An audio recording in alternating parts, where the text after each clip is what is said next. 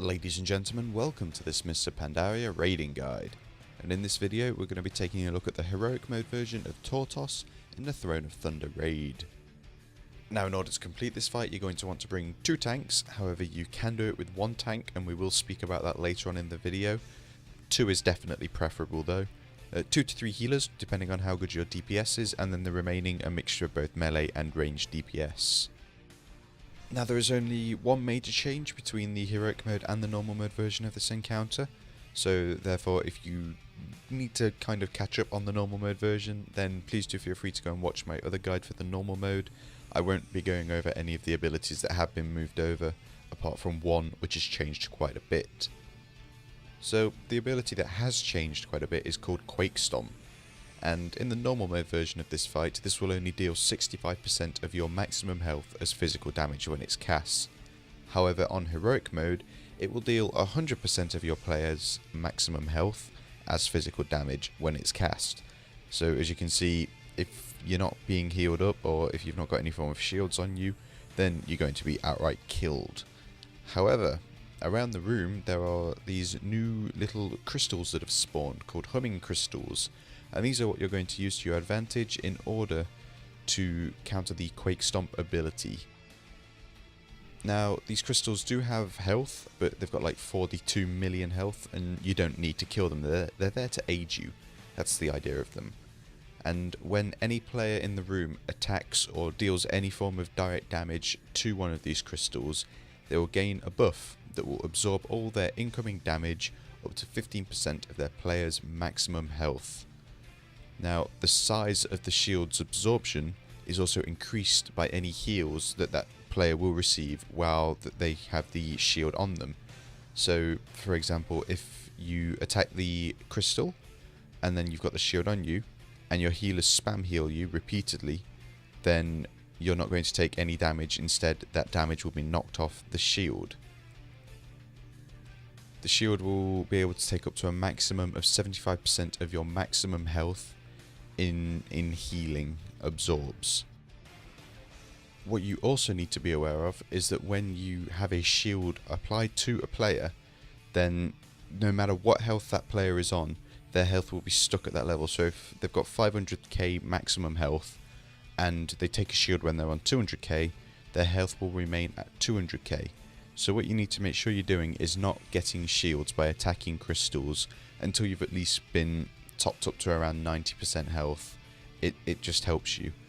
It also helps if you don't go all the way to your maximum health, like if you stop at about 95% and then get the shield, because this just helps out for heal spreading abilities such as wild growth and it won't bug them out. It's just something that helps out your healers when it comes to building up the shield that's on you. These shields will also help your tanks for when it comes to dealing with the abilities such as the snapping bite from Tortos himself, and also when it comes to tanking the bats. Now if you do decide to opt for 1 tank, it's obviously preference to bring a paladin because they are, you know, the best of the best at the minute in our opinion. So you'll need them to pick up one of the shields straight away by attacking the crystal, and then your healers just need to spam heal them up as much as possible in order to build up this shield that's on them. Then as soon as the bats spawn, they obviously need to pick them up and tank them next to the boss for AoE cleave damage and get them killed off as soon as possible. While the bats are up, your tank cannot fall beneath 550,000 health.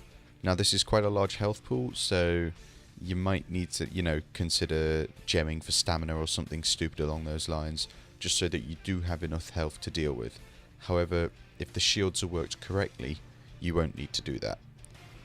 If you do drop below 550,000 health, then as in the normal mode, the bat will cast the ability Drain the Weak, and it will inflict 25% of weapon damage as physical damage, and it will also heal the bats for 10 times the amount of damage they deal, and they do deal quite a lot of damage.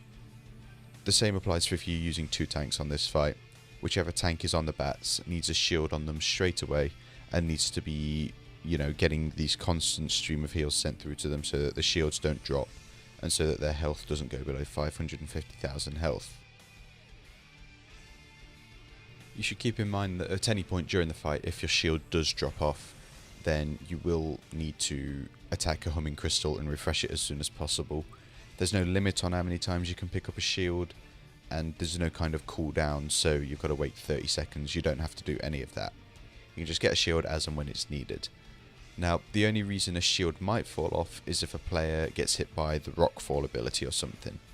You can actually work this fight so that you can heal people up to the maximum that the shield will take, which is 75% of that player's maximum health, and then you can use additional cooldowns in order to make sure that people aren't having their shields drop off. So in an ideal world, every player would have a shield up 100% of the time in this fight, but it's not really an ideal world. So I think after every Quake Stomp we were having our shields drop off just because we couldn't really afford to top people up to maximum. Then as soon as we'd got out of the stun for the Quake Stomp, we got everyone to get the shields as soon as possible again and just make sure that they were dodging rockfalls. Pick up a shield can help your healers, even if it is just for the initial 15% of your maximum health that you are absorbing. That's quite a bit of health really, especially if you're, nearing 400k health. It's what, 45k possibly, 45k. So it's quite a bit really. Now, after you've learned how to actually manage the Quake Stomp with the shields from the crystals, the majority of the fight is just as standard on normal mode. You will still get the turtles spawning, and as I've already spoken about, you will still get the bats spawning that you will have to manage. Now, with the turtles, what it's best to do is, if you do have, say, a hunter or a death knight in your raid, or any class with some form of slowing ability, you want to get those abilities dropped on the turtles that spawn as soon as possible. It's then best to kill off one of the turtles as fast as you can. So just nuke one with a skull on it and get that killed off, and then focus on the remaining two that are up. I think we designated one person to be the main kicker for the turtles, and then we had two backups in case people got hit by things they shouldn't have, or were unable to get to a turtle in time in order to kick it at the boss and interrupt his stone breath. What you can do as well is, if you have spare turtles, then you can actually time the kick so that just as the turtles are spawning, if you kick an inactive turtle at the boss, kind of position it so it's going to hit the other three turtles, they will also take 20% extra damage as well from the debuff that gets applied to them. So that's a nice little thing to have just on the side in case you are lacking damage on turtles. So all in all, it's quite a fun fight actually. I think we managed to kill it in 3 hours worth of raiding it was, so it does have a bit of a learning curve to it, and once you do manage everything correctly, it'll be an easy kill for you. Having healing classes such as a Disc Priest might also help for the additional shields, and also making sure people are using their own personal cooldowns such as Druids with Bark Skin. During the Quake Stomp will also help ensure that shields don't actually drop off. So that's going to do it for this Mr. Pandaria raiding guide. If you do have any questions about this fight, then please do feel free to ask them in the comments section below.